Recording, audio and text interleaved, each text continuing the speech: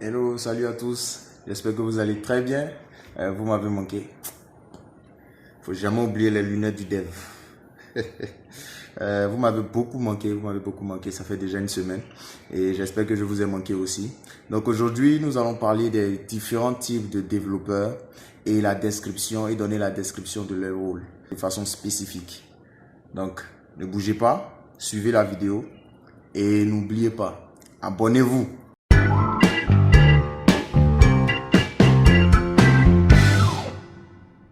Cet exercice auquel je vais m'adonner aujourd'hui, il est assez difficile parce qu'il n'existe pas de liste officielle de type de développeurs, car c'est un secteur où la demande est croissante et également elle est changeante. Donc, ce qui crée chaque jour en fait des nouveaux types de développeurs.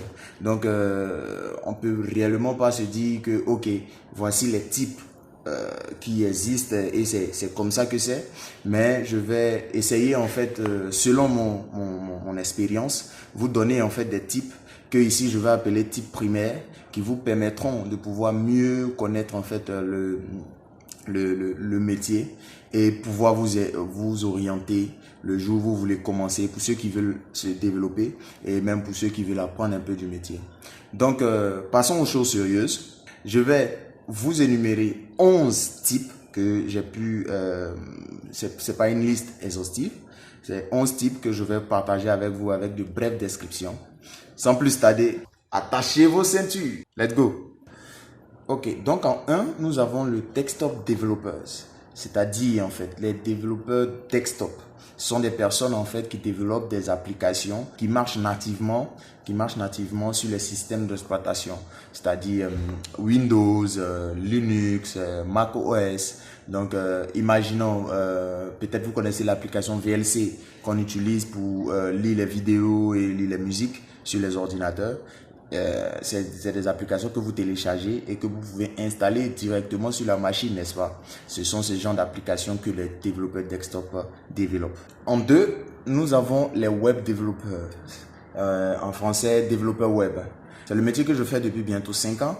Et les développeurs web sont des personnes qui sont spécialisées en fait dans le développement de sites internet et d'applications web. Ils sont soit front-end, back-end, middle tier ou bien full stack. C'est des appellations, on va les voir plus tard, vous allez mieux comprendre après. Aussi, il faut comprendre que c'est un métier qui a une facilité d'apprentissage. En fait, dès le début, un jeune développeur peut, avec HTML, les bases en HTML et CSS, mettre une application en production rapidement, sans problème. Et surtout, maintenant avec l'avènement des CMS et surtout WordPress, tout le monde se dit développeur mon cher. Et Miguel, tu n'as pas arrêté? J'ai fait quoi? Bon, je ne suis pas là pour débattre. Parce que si on veut discuter, on ne va vraiment pas s'en sortir. C'est un peu comme cette histoire en fait de personnes qui n'utilisent que Canva et qui se croient graphistes là. Il y a une vidéo qui désire. Ah oui, mon cher.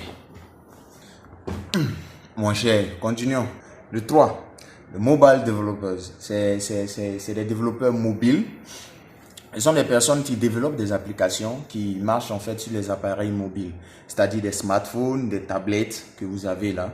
C'est vraiment un métier du futur. Il n'y a qu'à regarder les habitudes des utilisateurs. Et surtout en Afrique, tu es développeur, tu veux en fait te lancer dans le développement. En Afrique surtout, c'est un métier qui sera de plus en plus demandé. C'est un type de développeur qui sera de plus en plus demandé. Donc, si vous devez vous lancer, je vous le conseille beaucoup. Nous avons également les game developers. Quand on parle de game, c'est développeurs de jeux. Voilà.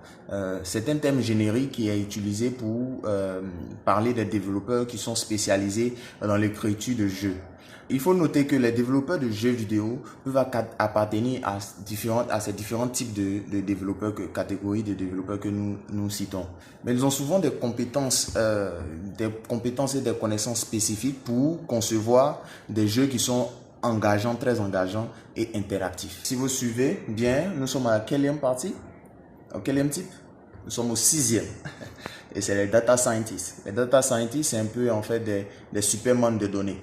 En fait, c'est un type de développeur qui développe des applications pour l'analyse de données.